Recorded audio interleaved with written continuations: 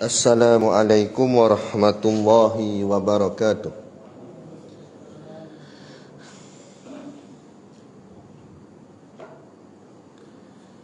Ila hadrati Sayyidina wa Habibina wa Syafi'ina Muhammadin sallallahu alaihi wasallam wa ila arwahi abaihi wa ikhwanihi minal anbiya'i wal mursalin salawatullahi wassalamuhu alaihi wa alaihim ajma'in wa ala ali kulli wassahabati wal qarabati wa tabi'in wa tabi'it tabi'in bi ihsanin ila yaumiddin wa ila arwahi walidina wa muallimina wa dhawil huquqi alaina ajma'in wa khususan al-imam Hujjatul Islam Abu Hamid Muhammad bin Muhammad Al-Ghazali syai'un lillahi lahumul Fatihah. A'udzu billahi minasyaitonir rajim. Bismillahirrahmanirrahim. Alhamdulillahi rabbil alamin. Arrahmanir rahim. Maliki yaumiddin. Iyyaka na'budu wa iyyaka nasta'in. Ihdinas siratal mustaqim. Siratal ladzina an'amta 'alaihim ghairil maghdubi 'alaihim waladdallin.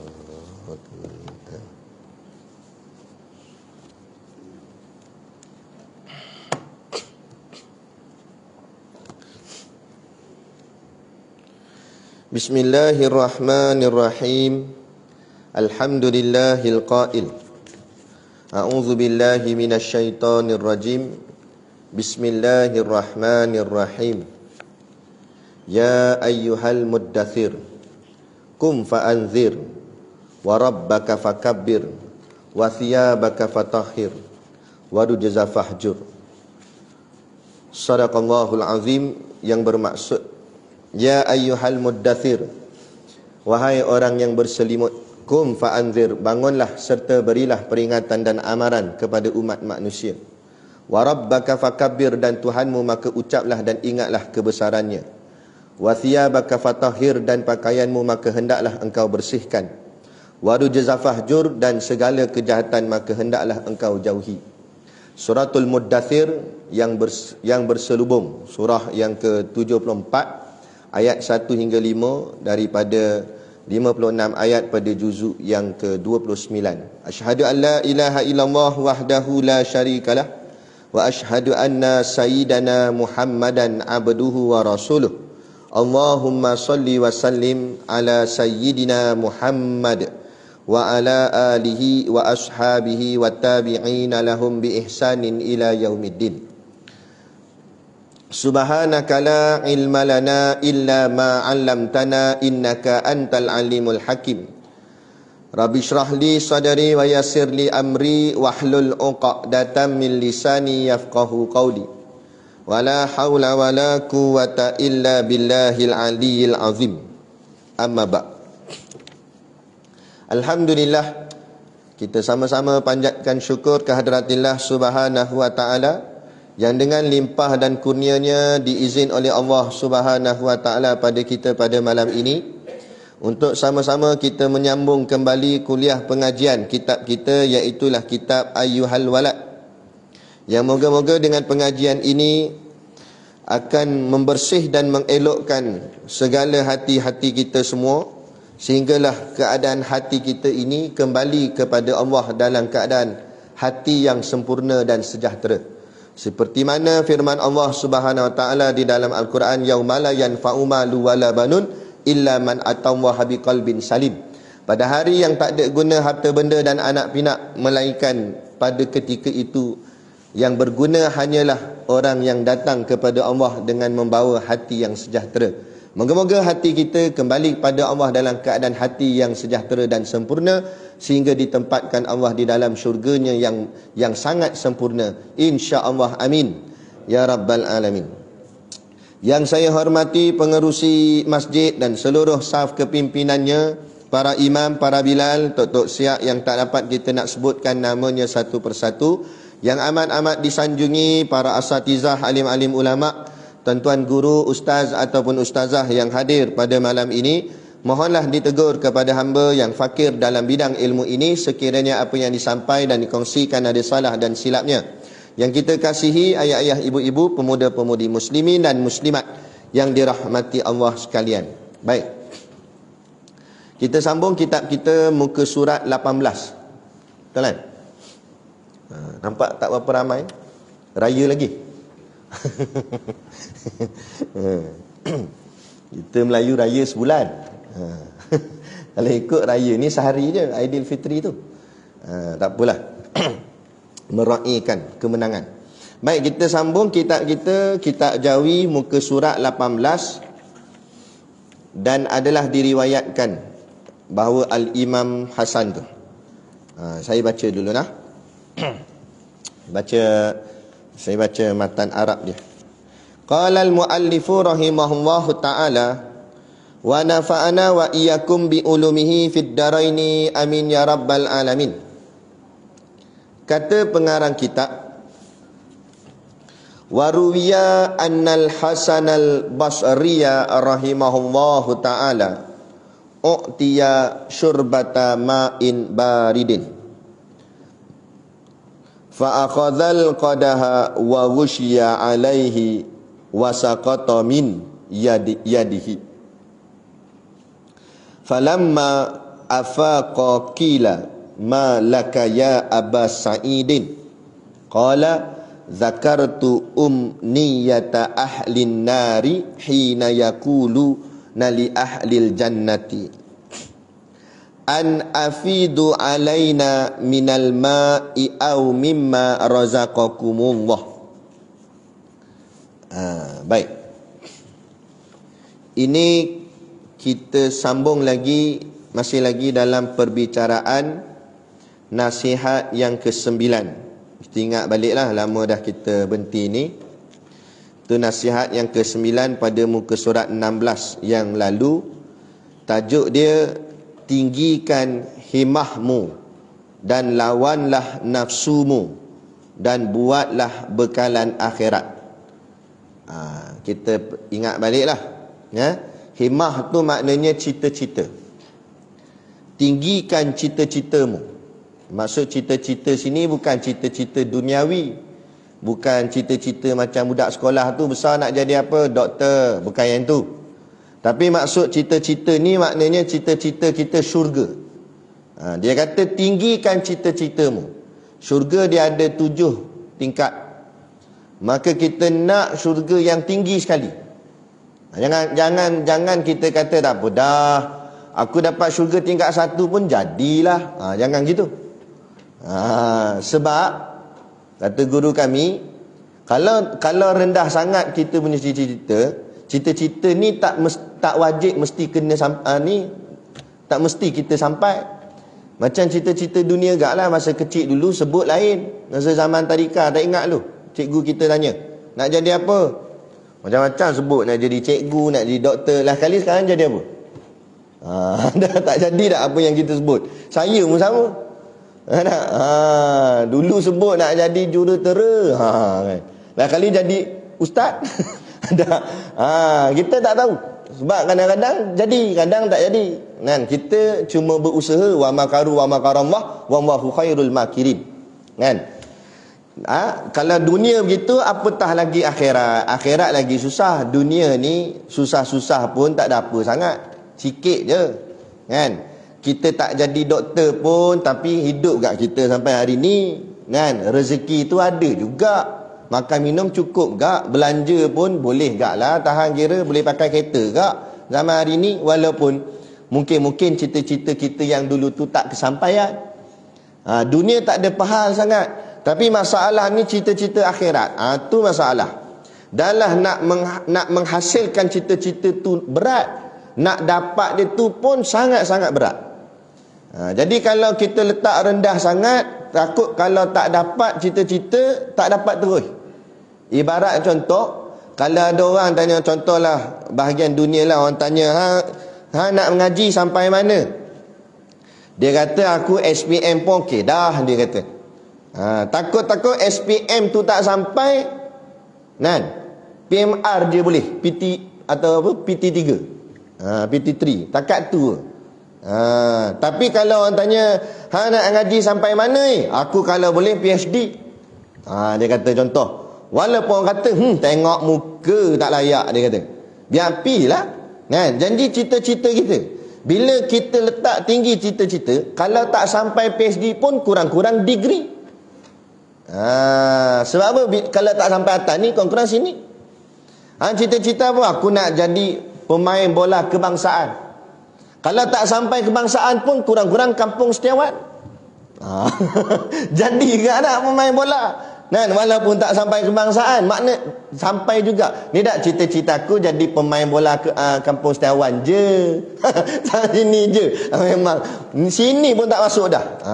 Nah, jadi jangan rendah, kata Syekh. Tinggikan himmahmu. Tinggikan cita-citamu. Bila cita-cita kita tinggi, barulah kita punya usaha pun tinggi.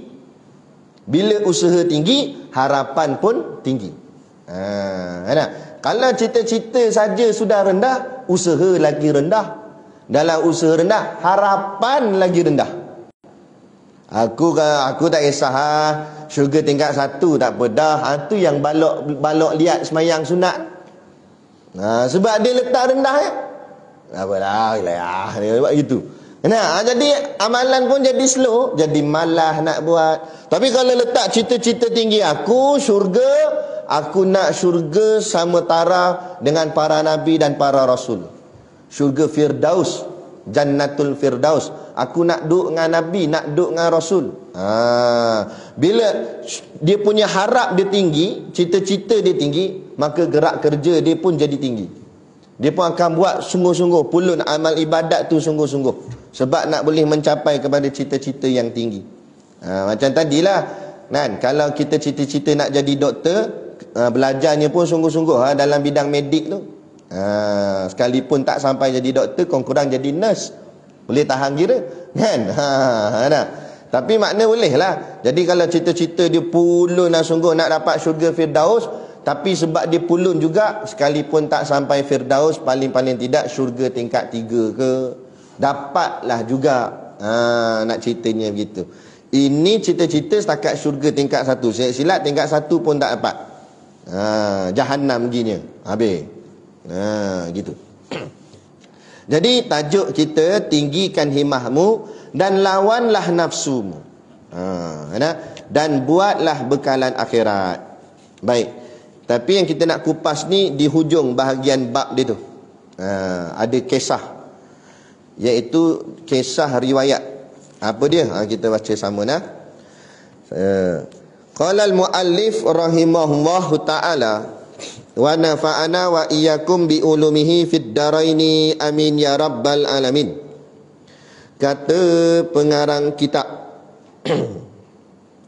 waruwiya, artinya diriwayatkan dan adalah diriwayatkan, anna bahawa Al-Hasan Al-Basriya rahimahullahu ta'ala, Al-Imam Al-Hasan Al-Basri rahimahullahu ta'ala.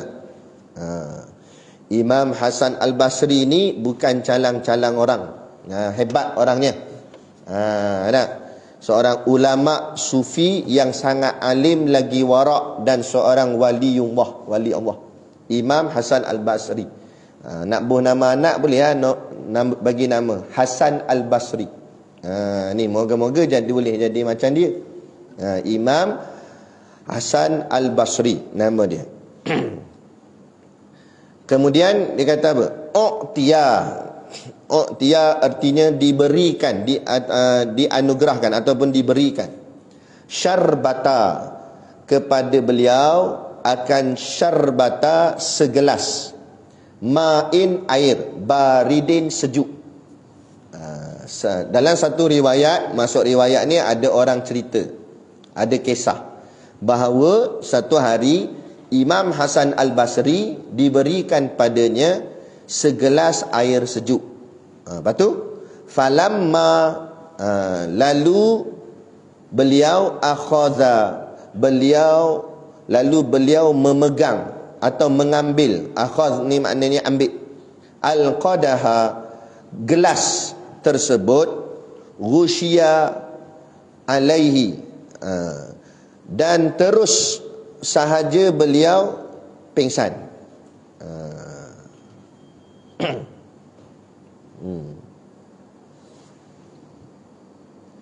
Cerita ni yang dekat Jawi ni cerita dia tak berapa jelas. Kalau yang Arab ni jelas sikit. Dia kata falamma akhadhal qadaha, dan ketika dia mengambil gelas tu, rusyiya alaihi, dia pingsan, wasaqata min yadihi, dan gelas itu jatuh dari tangannya.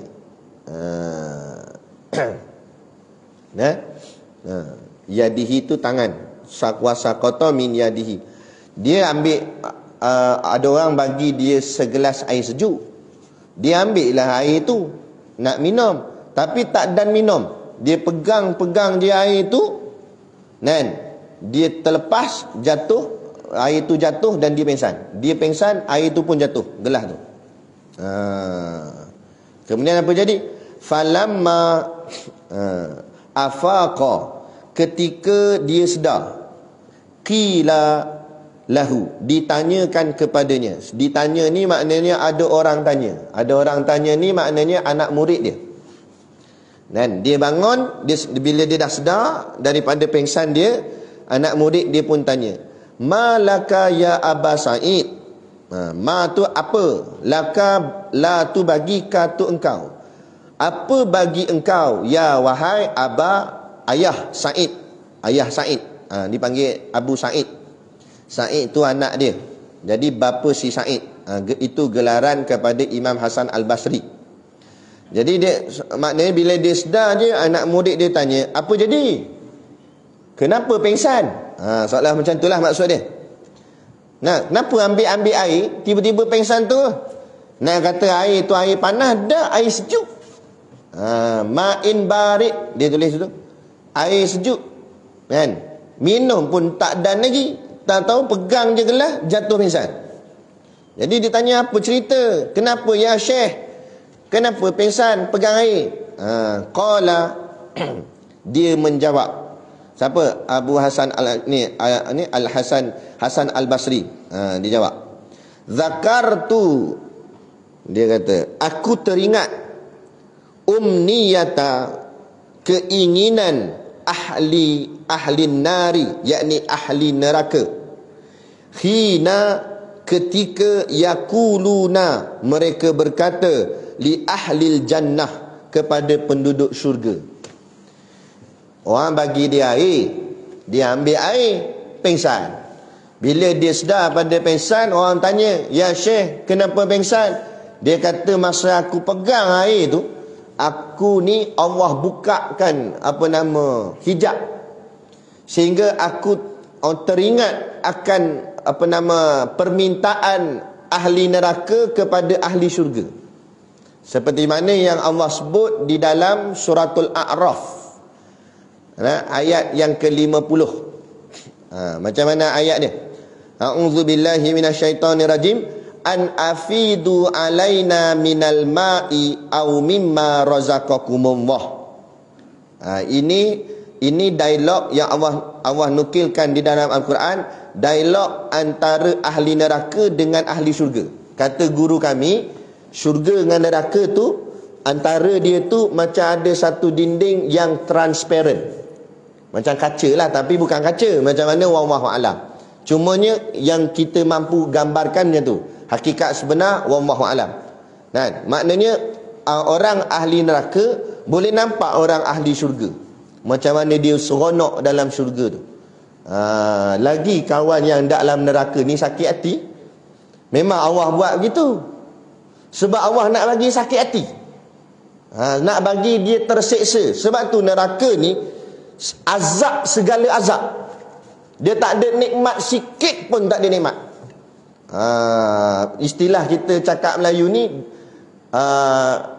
sudahlah jatuh ditipu tangga, dilenyek trailer.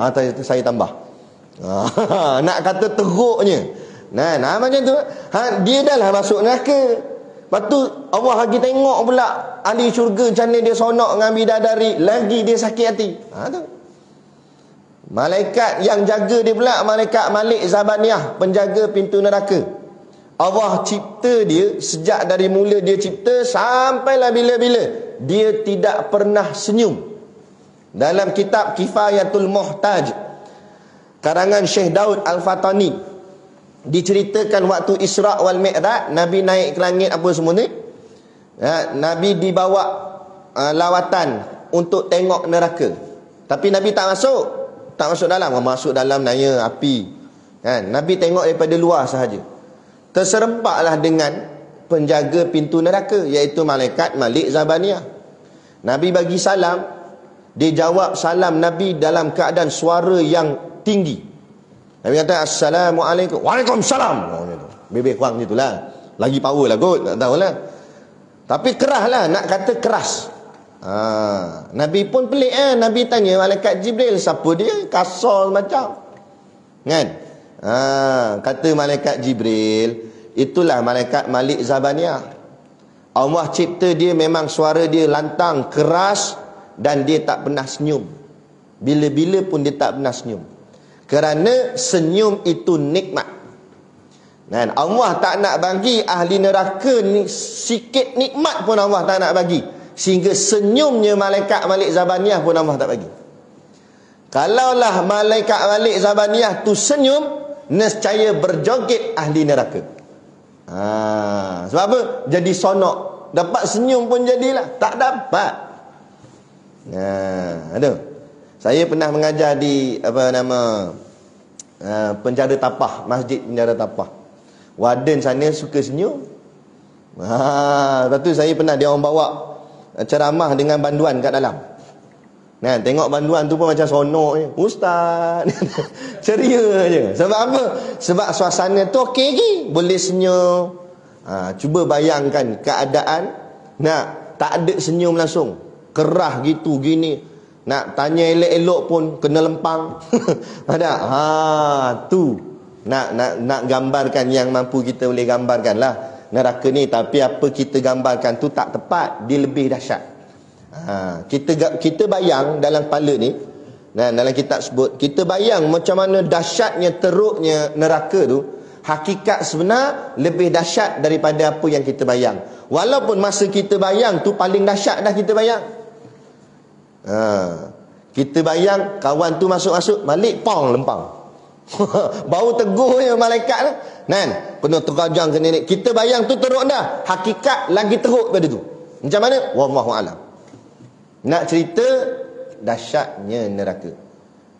Batu ada hati nak masuk dalam. Kalau tak nak, ni dia kata tinggikan himmahmu dan lawan nafsumu. Ni kita kena usaha sungguh-sungguh. Berempah pula tak teringin, tak nak masuk. Dan apa makna ayat ni? An afidu. Jadi dia kata teringat akan ayat Al-Quran, antara perbualan ahli neraka dengan ahli syurga. Apa dia? Ahli neraka kata dekat ahli syurga, an afidu, dia kata limpahkanlah alaina, kepada kami, minal ma'i, sedikit air, au mimma, ataupun sedikit razaqakumullah, makanan yang telah direzekikan Allah kepadamu. Merayu.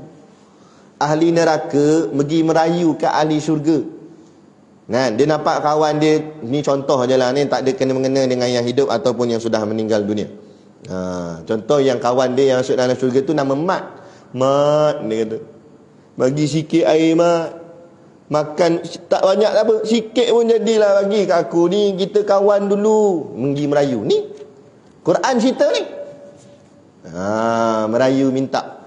Jadi Syekh ni, Imam Hasan Al-Basri ni, waktu anak murid dia bagi air kat dia, air sejuk, dia pegang air ni, tiba-tiba Allah kasyafkan pada dia. Allah kasyafkan pada pandangan dia, nampak ahli neraka sedang minta air pada ahli syurga. Berdasarkan ayat Quran ni, Suratul A'raf ayat 50. Dia nampak keadaan tu, menggeletar tangan dia, lepas cawan, jatuh pingsan dia. Bila dia sedar, anak murid tanya, ya Syekh, kenapa Syekh? Dia kata, Allah, aku nampak macam mana keadaan ahli neraka meminta air pada ahli syurga. Aku merasakan seolah-olah macam akulah ahli neraka tu. Allah. Masyad. Tu Imam Hasan Al-Basri. Dan kalau kita Haji Hasan Basri, ada pada Imam Hasan Al-Basri. Tadi kata dah, saya sebut dah, bukan sebarangan orang. Alim, wara', wali Allah. Dia ramai anak murid, tok guru besar. Pun dia rasa macam takut-takut ayat dialog ni kena kat dia. Dia takut macam dia lah yang ahli neraka tu. Dia takut. Kalau kita kak, lagilah kan. Tu kata Allahu Akbar. Ni ayat ni yang dipanggil, istilah dia apa nama ni, break. Inilah fungsinya break. Tahu break? Mana kita jalan laju, kalau tak ada break, bahaya, tak jadi. Lepas ke gaung kita. Nak? Sebab jalan ni tak sentiasa lurus, kadang-kadang bengkok. Macam itulah dalam kita buat ibadat. Jangan ingat kita sentiasa baik. Dalam kita duk buat ibadat ni, kadang-kadang dia terkona. Macam jalan tadilah, tak sentiasa lurus. Highway pun tak sentiasa lurus. Jadi dalam hidup kita kadang-kadang kita tersilap, tersasar. Bila tersilap tu, break. Mana break? Ni ayat break. Ingat balik. Ni dialog ahli neraka cakap dengan ahli syurga. Bila kita nak buat dosa, teringat ayat ni. Allah cakap, tunggu. Takut jadi dialog ni aku yang kena. Aku yang sebut dialog ni. Mampus aku. Jadi itu menyebabkan jadi meninggalkan maksiat. Ni cara dia. Jadi menyebabkan kita jadi takut nak buat satu benda yang salah.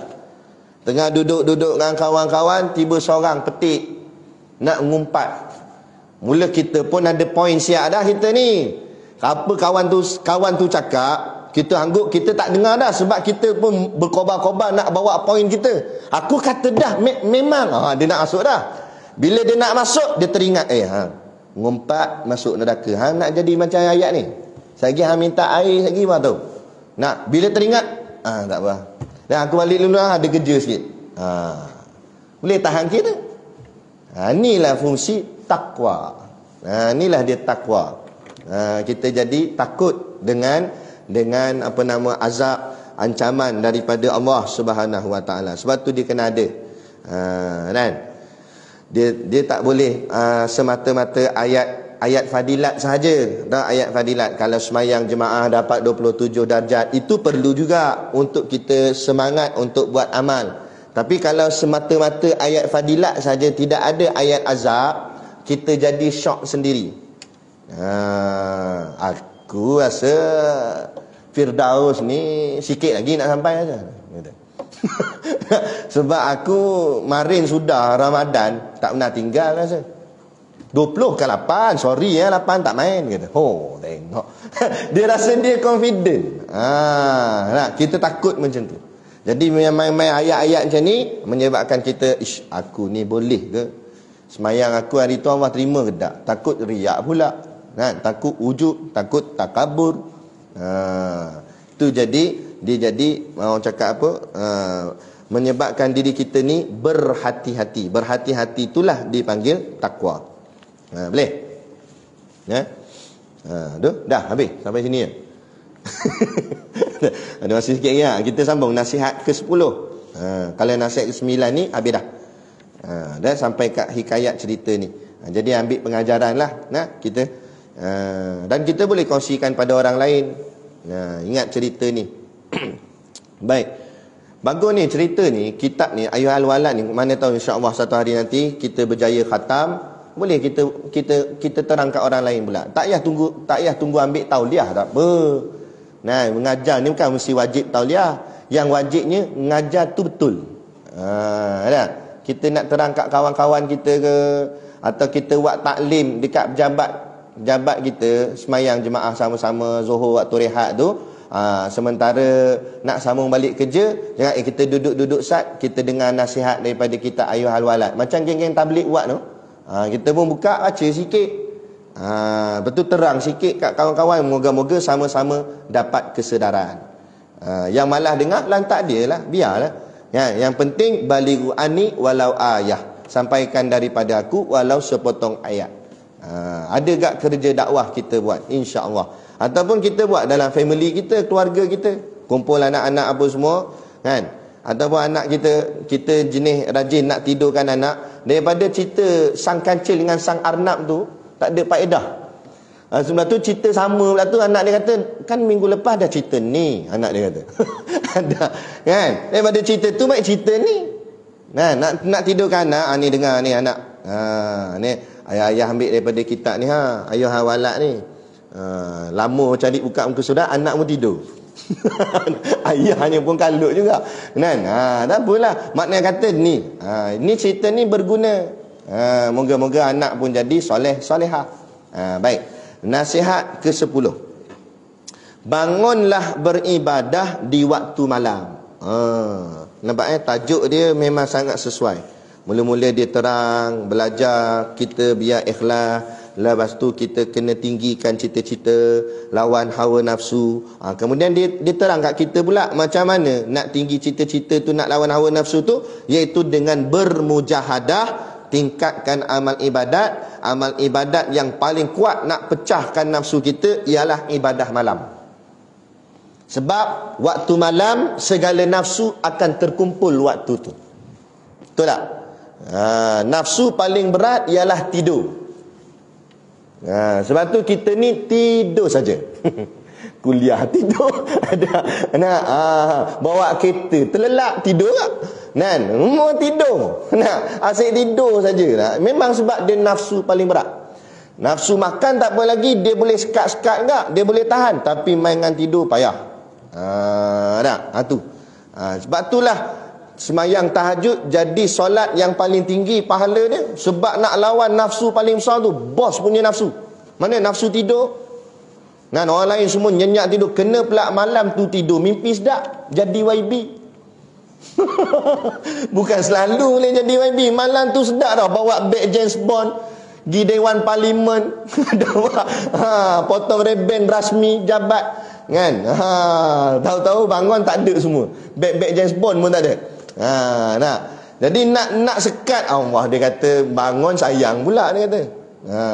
Jadi benda macam tu nak kena korban. Sebab tu pahalanya besar semayang tahajud ni. Tu dia kata, bangunlah beribadah di waktu malam. Baik, wahai anakku yang tercinta, dia kata anakku, anak murid lah kita ni semua, insya-Allah. Moga-moga kita jadi anak murid kepada Al-Imam Al-Ghazali. Moga-moga kita bangkit di hari akhirat nanti, bangkit bersama Imam Ghazali, dan dia kenal kita sebagai anak murid dia sebab kita mengaji kitab dia, insya-Allah. Moga-moga Allah izinkan dia memberi syafaat kepada kita. Seandainya ilmu semata-mata itu cukup bagi engkau dan tidak perlu kepada amalan. Dia kata, ayyuhal walad, dia kata, wahai anakku, laukanal ilmu, seandainya ilmu itu al-mujarradu kafian. Nah, ilmu itu sudah menjadi kecukupan laka bagi engkau. Kalaulah kamu fikir aku ada ilmu cukup dah, kalau kamu fikir macam tu. Ni banyak ni kita tertipu. Orang mengaji lagi tertipu, kan? Kadang dia rasa dia pergi ngaji dah, ngaji pondok, ngaji universiti ke, balik Azhar Mesir ke, balik Yaman ke, tak kira lah, ataupun dia istiqamah kuliah ke, dia rasa sebab dengan dia mengaji, dia rasa macam makam tinggi dah. Dia rasa macam dia orang hebat dah, sebab aku ngaji banyak dah, kitab baru banyak dah khatam, kan? Dia rasa begitu. Jadi kata syekh imam guru kita ni nasihat kita, seandainya ilmu semata-mata itu cukup bagi engkau, ni kata, kalau kamu rasa dengan ada ilmu pun sudah cukup, dan tidak perlu kepada amalan, wala tahtaju ila amalin siwahu, dan kamu rasa tak banyak amal pun tak apa, janji ilmu aku banyak. Bersusun kitab dekat rak dia sampai sengit rak kitab tu, bengkok kayu. Nak menunjukkan kitabnya banyaknya, alim sungguh. Nak cakap Arab berbuih mulut cakap. Hadis keluar, ayat Quran keluar kemah, tapi amalan tak ada. Jadi macam mana orang ni? Maka dia kata, lakana nida'ullahi ta'ala, maka tidak ada faedahnya seruan suci di tengah malam, maka tidak ada faedahnya seruan suci di tengah malam. Jadi makna kalau kamu mengaji saja tapi tak beramal, maknanya kamu tak nampak bahawa ibadat malam itu hebat. Kamu jadi tak nampak situ. Kamu nampak biasa saja. Jadi nampak macam ibadat malam tu macam tak ada faedah bagi kamu. Kamu tak rasa hebat, kamu tak rasa pengorbanan kamu nak bangkit di tengah malam tu. Seperti disebutkan, seperti mana disebutkan. Ini siapa sebut ni? Allah sebut. Allah kata apa?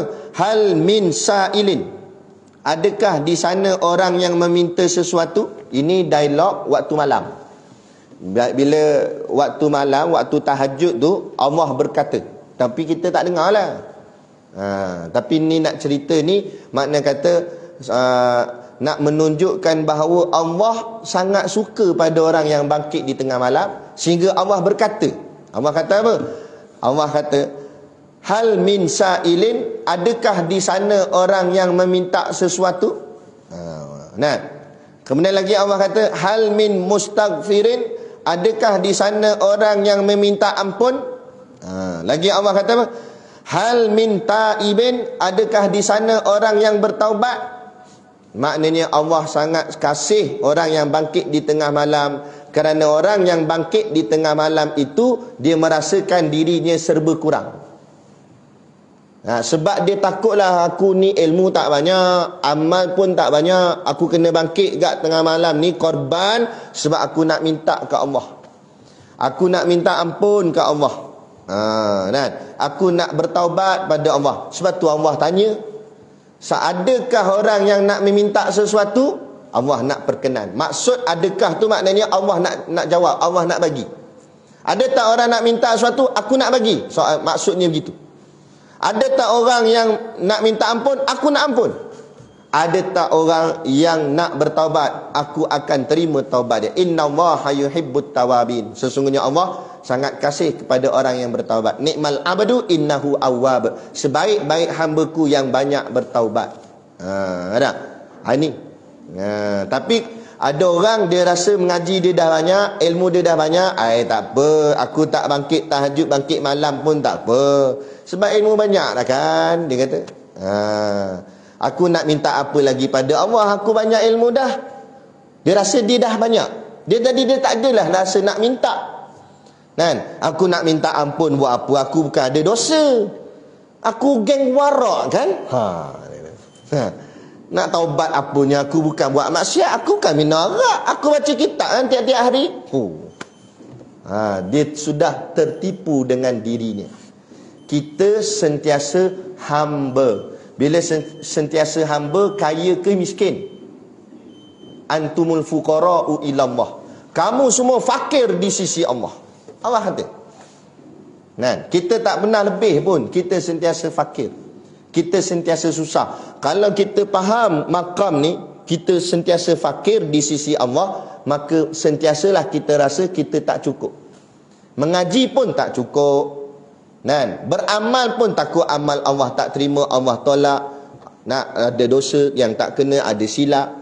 Jadi sentiasa nak minta pada Allah sesuatu, dan sentiasa nak mohon ampun pada Allah, dan sentiasa nak jadi orang yang bertaubat di sisi Allah. Nabi kita Nabi Muhammad SAW dalam satu riwayat hadis, boleh kata Nabi tiap-tiap hari 70 kali nak istighfar. Padahal Nabi ni tidak ada dosa, maksum. Tapi kenapa Nabi istighfar juga? Bila sahabat tanya, ya Rasulullah, engkau Nabi, kenapa engkau minta ampun, istighfar, minta ampun pada Allah? Kata Nabi, aku nak menjadi hamba yang dikasihinya, kerana Allah sebut innallaha yuhibbut tawabin, sesungguhnya Allah kasih pada orang yang sentiasa bertaubat. Bukan masalah buat dosa tak buat dosa, tapi sentiasa bertaubat tu. Tak payah kata dengan Allah. Cuba tengok orang menghadap sultan, Kan? Kalau dalam cerita lama-lama ada cerita Piramli dulu-dulu. Kan? Bila dia menghadap raja, menghadap sultan, dia kata apa? Ampun tuanku beribu-ribu ampun. Dan bila pula dia buat dosa kat tuanku tu? Hari tu pun baru dia jumpa je. Tiba-tiba ampun tuanku beribu-ribu ampun. Ribu pula tu. Sebab apa? Sebab dia nak tunjukkan adab dia yang tinggi pada pemerintah yang dia sanjung. Maknanya kalau aku silap minta maaf lah. Sebelum aku cakap apa-apa aku minta maaf siap-siap kalau aku silap. Nak jaga adab itu baru sama-sama makhluk, baru sama-sama manusia. Ini kan pula dengan Tuhan, dengan Allah. Kalau dengan Allah tak kata ribu dah, juta-juta ampun tu. Walau kita tak buat apa pun, kan? Tapi kita tetap menyangka aku ni banyaknya salah dan silap sebab aku malu. Kan? Tuan-tuan, macam saya sendiri pun lah, kan? Kadang kita memang teringin nak jumpa ulama-ulama besar, nak jumpa wali-wali Allah, tapi kadang-kadang fikir takut dan rasa malu. Bukan takut sebab apa? Malu. Takut lagi wali ni, tok wali ni dia kasyaf. Dia nampak benda dalam kita. Dia kata ceramah derah. Tahajud pun malas agak dia ni. Contoh kan. Kan? Mana tahu kita pun kawan-kawan ajak kata hampir dulu lah aku nak buat solat sunat taubat dulu. nak takut karat-karat dalam dia nampak kan. Nak ceritanya tu baru wali bukan Tuhan. Kalau dia boleh nampak pun bukan dia power, Allah izin nampak je tu. Kalau Allah tak izin dia pun tak nampak. Bayangkan macam mana kita nak hadap Allah nanti di hari akhirat. Tak terselindung langsung apa yang ada dalam hati kita. Semua Allah tahu. Perangai kita, poyo-poyo kita, Allah tahu belaka. Depan orang boleh pijak semut tak mati, tapi Allah tahu belakang. Kan? Rasa malu tak kita? Kita cakap kebaikan gitu-gitu gini, Allah perhati kita, cakap kebaikan dia kat rumah. Gitu. Maksud saya macam itulah. Tak adalah Allah kata macam tu, tapi maknanya rasa malu. Sebab itulah malu ini kata Nabi sebahagian daripada iman. Wal haya'u syu'batun minal iman. Malu itu sebahagian daripada iman. Bila kita ada rasa malu, lagi-lagi malu kita dengan Allah Ta'ala. Mana iman kita alhamdulillah eloklah tu. Kita ada rasa malu. Meninggalkan maksiat dengan rasa malu itu lebih hebat. Daripada meninggalkan maksiat kerana takut azab. Hebat juga, tapi kalau dengan rasa malu lagi hebat. Dia bukan semata-mata takut azab tu, tapi dia segan dengan Tuhan. Dia malu dengan Allah kerana Allah sentiasa memerhati dia. Tu. Kan? Macam ada seorang sahabat Nabi, biasalah masa zaman sebelum datang Islam, Arab jahiliah, minum arak ni jadi standard, minuman biasa. Kata guru kami dalam kitab-kitab tafsir cerita, sebelum datangnya Islam, boleh kata hampir setiap rumah, depan rumah ada tempayan. Tempayan tu isi arak. Kadang-kadang sampai 2-3 tempayan arak. Arak ni jadi minuman standard je. Sarapan Heineken. Tengah hari jenis stout. Malam lagi Carlsberg. Sebelum tidur Taisong. Contoh lah nak ceritanya minum saja arak ni. Bila datang Islam, Allah turun perintah kata haram arak. Jadi ada sahabat-sahabat yang boleh tinggal lah. Tapi ada seorang sahabat ni, dia sebab kuat sangat ketagih, dia payah nak tinggal. Sekali tu dia Islam dah ni, dia datang masjid nak sembahyang. Nabi boleh bawalah kan. Nabi tanya, kamu minum ke? Nabi tanya. Takkan nak bohong tu Nabi kan. Dia pun dengan rasa malu lah. Dia kata, minta maaf ya Rasulullah, minum kata. Tapi insya-Allah lah saya memang nak tinggal, cuma dia jasik teringat je. Apa insya-Allah nanti saya tinggal, dia kata gitu. Tak apa, Nabi kata tinggal lah sebab ni haram, dia kata. Nabi kata okey tak apa lah, sembahyang macam biasa. Esok datang masih lagi ada bau arak. Nabi kata kamu minum lagi ke hari ni? Allah kata, minta maaf Rasulullah, saya terminum lagi, dia kata. Tapi malu tu makin tebal. Lama kelamaan makin hari makin kurang. Kamu minum lagi ke? Sikit aja, dia kata. Sikit aja. Tak apa lagi, lama lagi Nabi asyik tanya soalan yang sama. Kamu minum lagi? Nah, dia kata tak kerap dah, tapi adalah sikit. Cuma dah jarang-jarang. Lagi tanya. Last kali dia kata, ya Rasulullah, saya dah betul-betul berhenti. Sebab saya malu kat engkau wahai Rasulullah. Tiap-tiap hari engkau tanya. Jadi jangan pandang ringan malu ni. Malu ni boleh menjatuhkan maksiat. Malu ni, dengan sifat malu ni, dia jadi perisai, benteng kita dari terjebak kepada perkara yang tak senonoh, yang maksiat, yang dosa. Hari ni sifat malu dah semakin kurang. Sebab tu kita tengok dekat luar, Allah macam-macam hal. Jadi macam-macam hal tu sebab apa? Sebab tak ada rasa malu. Minum arak, main judi, dan buka aurat, tak ada rasa malu. Orang kalau dah biasa pakai seluar panjang, kain pelikat, sekali tu nak main bola ke main badminton, orang kata kalau hang nak smash power, seluar biar pendek sikit kata. Dia kata, try pakai sejuk bahagian peha tu. Aku kekok kata. Sejuk semacam kata. Dia pun aku pakai seluar panjang balik Sebab apa? Sebab orang biasa tutup. Kalau dah biasa buka, dia ada rasa tak? Tak ada rasa. Dia tak ada rasa malu. Nampak bulu, kalau lawa bulu tak bergerak, ini bulu Allah macam hutan Amazon. Ada bulu kaki. Lepas tu tak ada rasa malu, lepas tu steady jalan. Ilah. Tu kata muka tak erti malu. Kan? Biarlah kita ada rasa malu. Nak malu. Kan?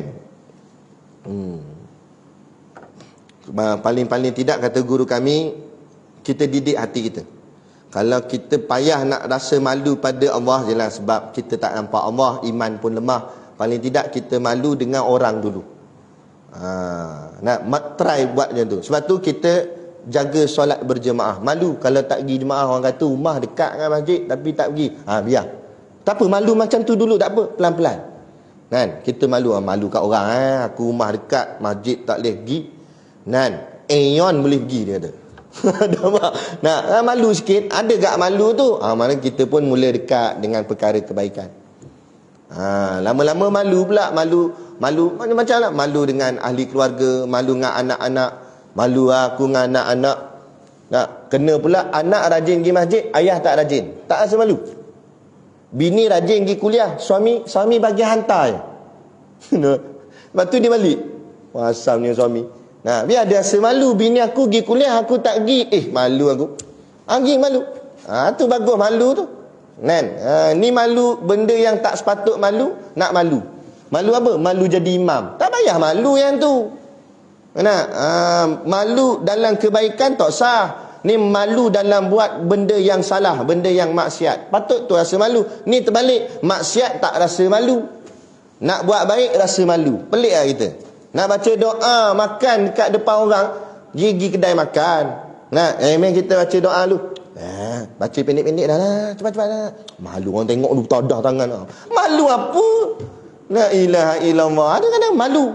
Nak pakai kopiah dekat luar pun malu.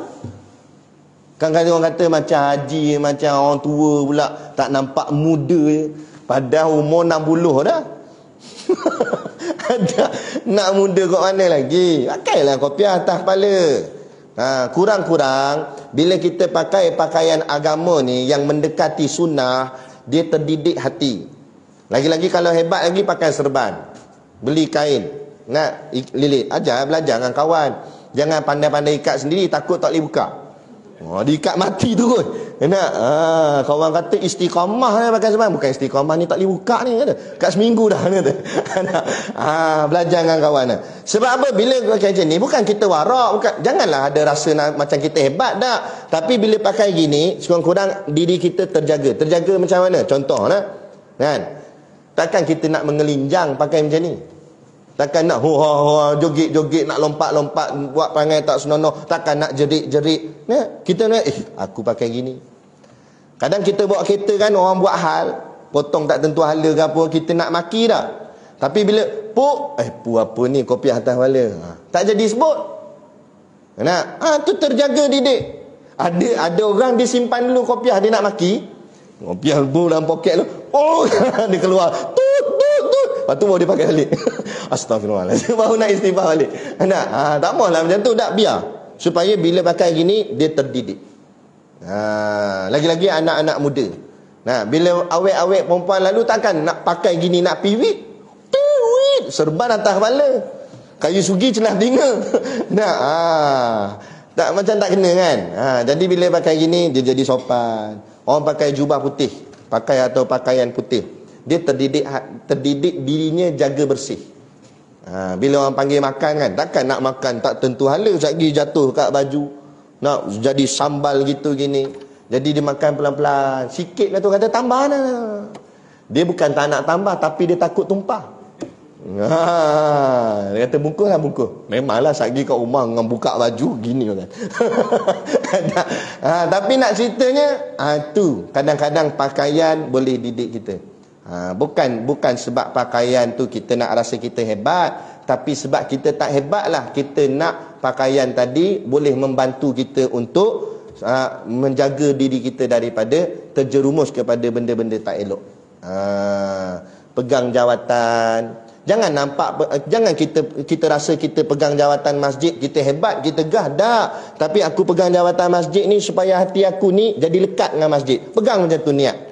Nanti orang kata apa pula, nama je pengerusi masjid tak datang. Contoh. Bukan kena sini contoh aja. Kan orang kata ada jadi nama dalam AJK tapi batang hidung tak pernah nampak. Jadi kita takut, itulah rasa malu tu. Dia pun datang. Tapi janganlah sebab AJK tu, tapi untuk didik hati. Tu tak apa. Ada. Ini kadang-kadang imam ada 4 orang. Imam 1, imam 2, imam 3, imam 4. Susun pula ikut minggu. Imam 1 minggu 1, imam 2 minggu 2, imam 3 minggu 3, imam 4 minggu 4. Imam 1 datang minggu 1, imam 2, 3 dan 4 tak datang sebab dia bukan tugas minggu 1. Ni tak kena. Patut biar rasa malu. Kan tak? Imam tak datang. Saya minggu depan baru datang. Kira macam tu pula. Lepas tu imam tu tanya kawan tu pula, mak rempik tu. Kamu asal tak pergi masjid? Saya pun makmum minggu depan. Pada muka dia. Kan tak? Jadi janganlah macam tu. Kan? Jadi pegang jawatan biar dengan rasa malu. Pegang apa pun dengan rasa malu. Nak berpakaian dengan rasa malu. Bukan dengan rasa gah, bukan dengan rasa hebat. Jadi pengerusi, pegang dengan rasa malu. Aku ni pengerusi, aku kena jaga akhlak, kena jaga adab. Sebab nanti orang kata apa, nama je pengerusi masjid, tapi cakap gini, perangai begini. Jadi jaga. Biar beradab perangai dia. Kan? Ini ada satu tempat lah. Kita cerita sajalah nak bagi teladan. Orang memang kenal dia imam. Biasalah dalam kampung ni nak lari mana sangat. Kalau bandar tu je lain cerita, sebab crowd ramai sangat. Ni kampung orang kita kenal lah. Memang dia terkenal dengan imam di masjid kampung tu. Lepas tu kita biasalah budak-budak muda pergi lepak-lepak kedai burger. Dengan dia ada sekali. Dengan kopiah tak pakai, isap okok pula tu. Kita singgah nak beli burger sebab apa, anak-anak minta tolong kirim beli burger. Kan, isteri bagi tahu ni untuk anak belikan jap burger. Singgah kejap. Dia pun nampak kita, Ustaz. La ilaha illallah. Tak ada malu. Tu imam. Jagalah adab, tata tertib dan sebagainya. Jangan main pegang saja. Jadi biar apa yang kita milik dunia ni menjadi benteng kita untuk selamat akhirat. Bukan salah pegang dunia. Tapi jadikan dunia untuk keselamatan akhirat kita. Tadilah ambil barang dunia, pegang jawatan, ni semua dunia, tapi jadikan dunia ni untuk kita selamat di hari akhirat. Ini tak jadikan dunia untuk bertambah hancur akhirat kita dah. Jadi rugi, sian kita. Sayang, jadi rosak gitu saja. Jadi samalah juga macam orang ni, dia berilmu banyak tapi dia sangka dengan takyah amal pun tak apa. Jadi dia buat tak peduli dia solat malam tu. Seolah-olah macam dia rasa macam dia dekat sangat dah dengan Allah. Takyah semayang malam pun tak apa. Takyah minta ampun pun tak apa. Takyah tobat pun tak apa. Aku kan ada dosa. Salah. Takut itulah sebenarnya dosa kita.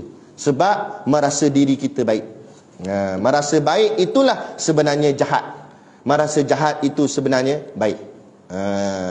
Tapi bukan suruh jadi jahat, merasa. Kita buat baik tapi merasa belum baik, itu terbaik. Gitu. Baik, kemudian kita berhenti takat ni dululah. Diriwayatkan bahawasanya sebahagian daripada sahabat radhiyallahu anhum ajma'in. Berhenti kat situ. Boleh? Kena lagi? Udah tu. Jadi kita berhenti takat ni, kita akan sambung. Diriwayatkan bahawasanya sebahagian daripada sahabat radhiyallahu anhum ajma'in. Itu insya-Allah kita sambung pada kuliah kita yang akan datang dengan izin Allah. Jika diizinkan Allah, pada kuliah akan datanglah kita bertemu insya-Allah. Jadi itulah sedikit sebanyak yang dapat kita kongsikan,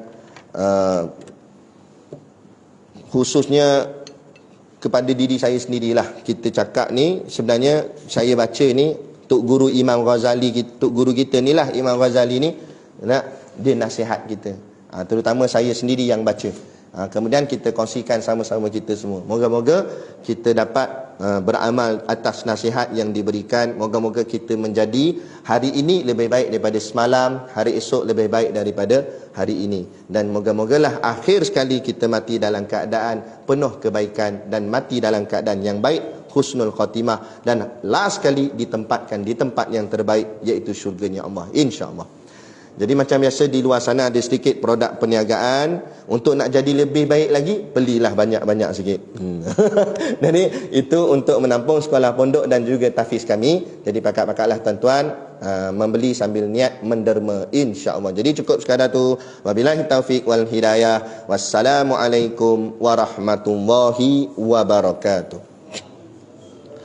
A'udzu billahi minasyaitonir rajim. Bismillahirrahmanirrahim. Alhamdulillahi rabbil alamin. Wassalatu wassalamu ala sayyidina Muhammadin asyrafil mursalin wa ala alihi wa sahbihi ajma'in. Allahumma taqabbal minna salatana wa du'aana innaka antas samiul alim. Wa tub alaina innaka antat tawwabur rahim. Allahumma ja'al dinana dinan nabiyyi Muhammadin sallallahu alaihi wasallam wa islamana islamal muslimin wa imanana imanal mu'minin wa salatana salatal khashiin wa a'malana a'malas salihin wa niyatana niyatal mukhlisin wa dhunubana ya Allah dhunubal mustaghfirin wa hayatana hayatal ulama wa mautana bi mautis syuhada wa adkhilnal jannata ma'al anbiya'i alaihimus salatu wassalam.